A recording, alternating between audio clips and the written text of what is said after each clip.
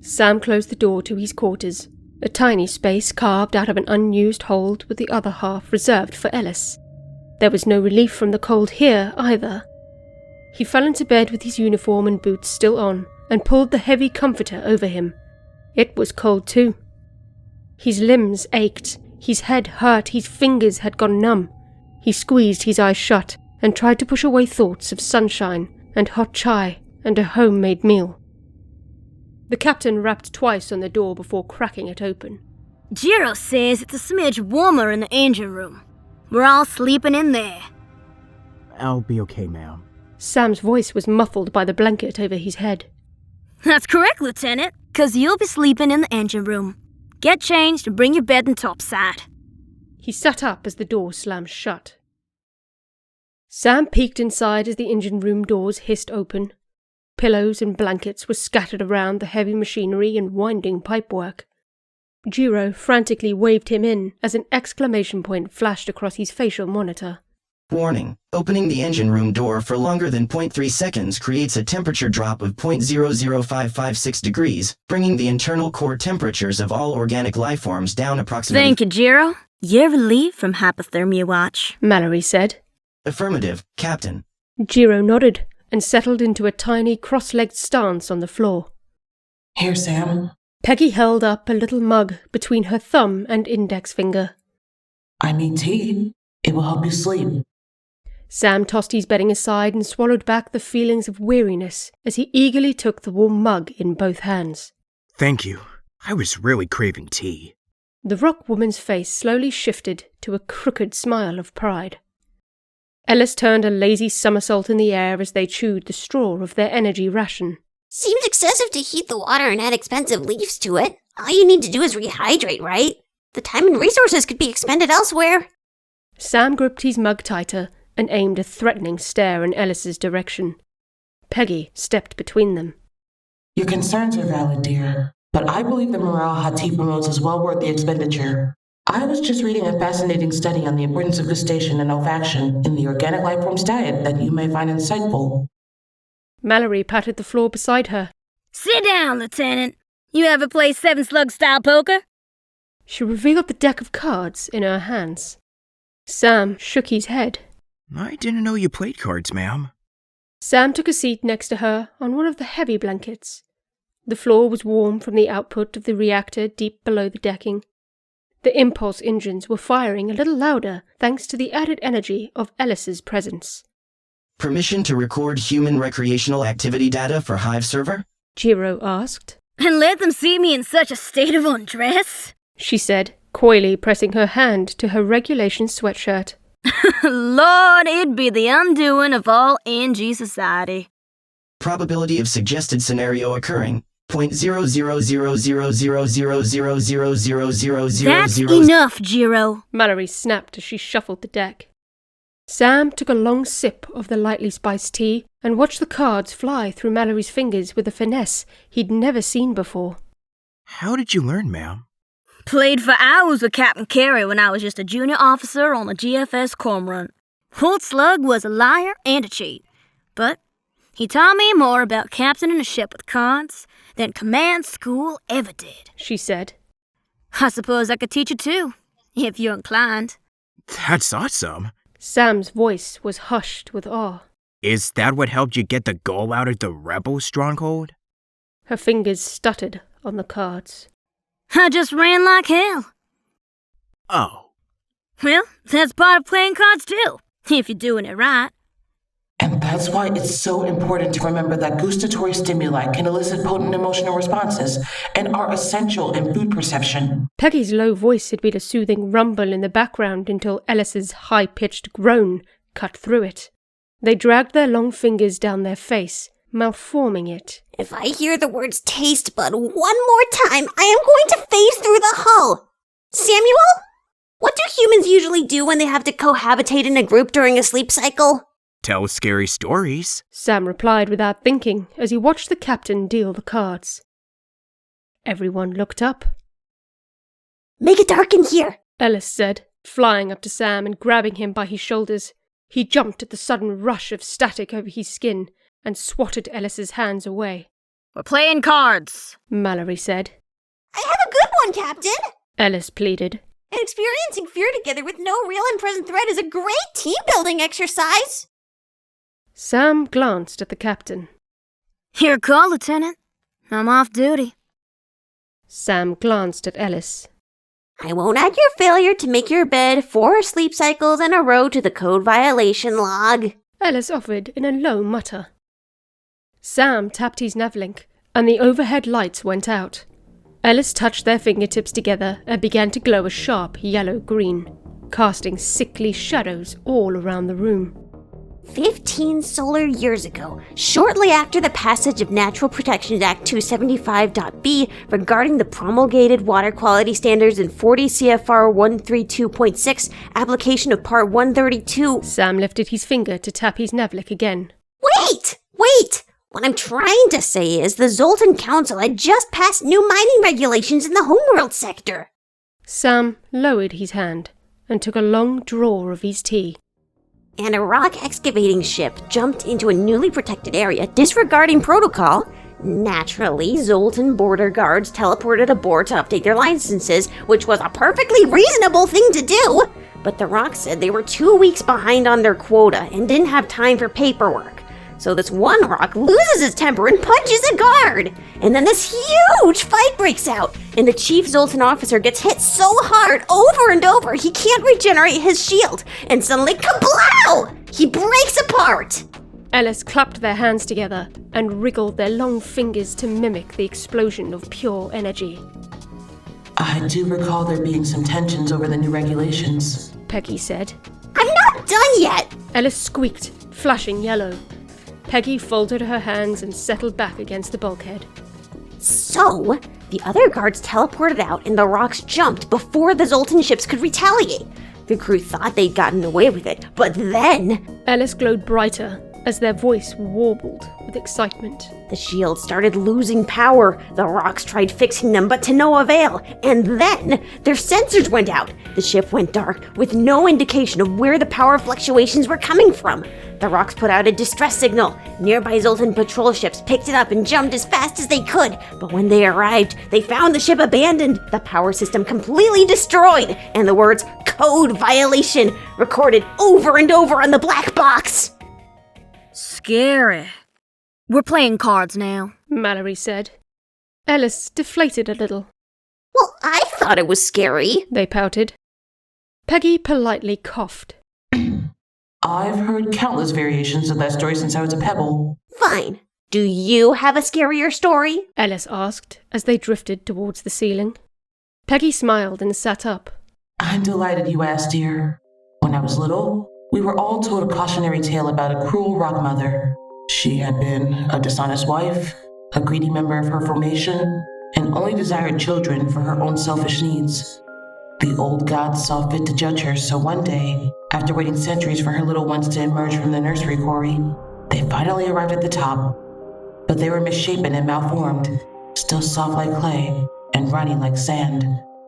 They reached out to embrace her, but in disgust, she pushed them away, and they fell back down into the bottomless depths.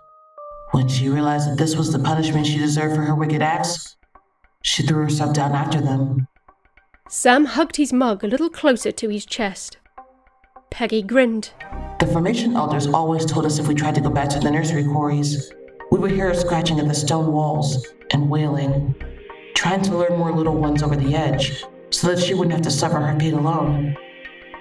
My playmates never thought to see if it was true, but I was curious. So, while the others were sleeping, I crept out and snuck my way back through the cave halls into the quarry. I didn't think you were a rule breaker, Ellis said, clutching their knees to their chest. Likelihood of this being a factual account? Peggy turned her glowing red eyes to Jiro, and the NG promptly shut up. No little ones were expected to emerge anytime soon, so the quarry grounds were empty. I knelt by the edge and peeked over. It went so deep, even I couldn't see the bottom. Just a tarry blackness. A few pebbles crumbled under my grip, echoing down and down as they fell. Peggy lowered her voice to a reverberating whisper. as she lightly tapped the floor with her fingertips. Sam gripped his mug tighter. Jiro and Ellis leaned in closer. Mallory gave up on the poker game. And then... Peggy lifted her hands and slammed them on the floor with an ear-piercing roar. Ellis shot through the ceiling. Sam jumped. Jiro performed a hard reboot. Peggy fell backwards with a laugh that shook the whole ship. Mallory rolled her eye and tried to wipe up Sam's spilt tea with the corner of a blanket. Can't believe I fell for that, she muttered. Ellis poked their head back through the ceiling. That wasn't funny! They protested. They should be real stories, not those fictions your organics make up. Bless your precious faces. Peggy wheezed as she wiped the tears from her eyes. I haven't told that in years. The little ones love it. Ellis shook their head. Anyone else? Jiro raised a timid claw. Recount log of virus that dissolved an entire NG research station into nanoparticles.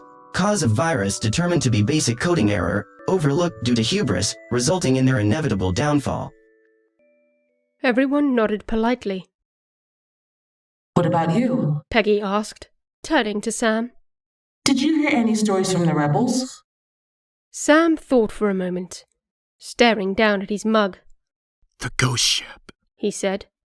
Mallory looked up from her fresh attempt at a game of solitaire. Ellis cautiously floated back down into the room, and Jiro tightened the focus of his ocular receiver. Sam looked up and blushed a little, shrinking away from their attention. I mean, there's not much to it. It's not really a good story. That's okay, Ellis said. Tell it anyway. Sam fidgeted a bit, and then took a deep breath. So, when I was 13, I got paired with this bomber pilot for my second round of practice flights. He was kind of old, like in his 30s or something. Mallory's face darkened. I mean, sorry, ma'am. He was a real experienced pilot, and he didn't talk much other than to tell me what I'd done wrong. But one time, I was practicing FTL jumps, and we ended up at this empty beacon in a nebula cloud by accident, and he started freaking out. There was nothing on the sensor except for a few pieces of space junk, but he left the chair and started looking out the ports. Mallory turned back to her game with a huff, laying down her cards in neat little rows. She rubbed the side of her neck. He kept pacing around and looking outside and yelling at me to refresh the sensors, and I kept asking and asking what was wrong, but he wouldn't tell me. Until out of nowhere, he mentions the ghost ship. I thought he'd gone crazy. The ghost ship was just like this joke we told each other in flight school, right? Everyone just knew it because we'd heard it from the other cadets. Get caught in a nebula and the ghost ship will get you. But he starts saying it's real and he's seen it. Was he telling you a fiction too? Ellis asked softly. Sam shook his head. I don't think so. He never got scared. Not even that one time I almost flew into the side of an Admiralty ship. But he was shaking, and every little noise had him all jumpy. Jiro raised a claw again, and a question mark flashed across his screen. Query. Did pilot elaborate on alleged sighting? Sam nodded. He said back during the 5th year of the rebellion, his squadron leader made a bad calculation after a bombing run, and they all ended up in the middle of a nebula. They were waiting for their FTLs to recharge when suddenly, this ship jumps in without any warning. No hails, nothing. It was all busted up and the registration had been burned off. No life signs on board either. The squad leader decided to go in closer to check it out, when suddenly an ion bomb took down his shields and the thing fired some kind of beam weapon. It vaporized the guy instantly. Peggy's face settled into a stern silence as she tried to reason what she just heard. A biobeam, perhaps? They're rare. Black market slug-made stuff. Sam shrugged. No clue. The ship cloaked and moved so crazy no one could get a good lock on it, and it started taking out the other bombers the same way. A few pilots tried to offer their surrender, but it didn't respond. And then one guy tried to teleport on board to see if it was an AI gone bad. They heard him scream and then his life signal shorted out. My instructor said that's when he panicked and jumped to the nearest rebellion outpost. When he finally got back to the beacon with some fighters, the entire squadron was wiped out. The ghost ship was long gone. They couldn't trace the FTL output to figure out where it went. Peggy, Jiro, and Ellis sat in stunned silence. Mallory flipped another card. He said a bunch of ships went down around the same time, and they all reported the same thing.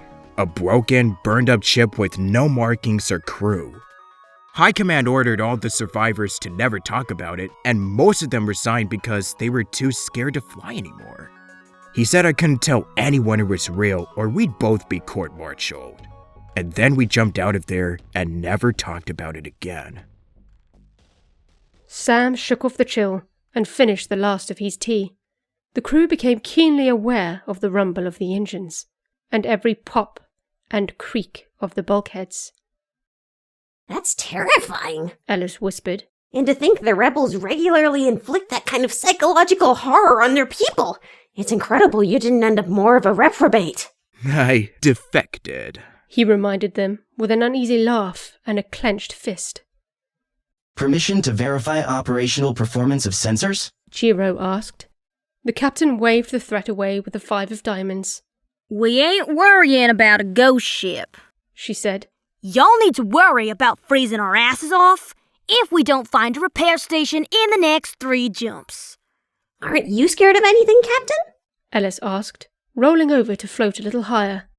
Mallory didn't hesitate. Shucks. The crew let out a collective sigh. How do you think I lost this eye? Mallory said, pointing to her patch. I just assumed combat, ma'am. 98.9% likelihood of combat-related injury. Slugbar fight. Unauthorized use of a blaster? The captain threw down her cards. If y'all aren't gonna take me seriously, you can turn in. We got another long cycle ahead.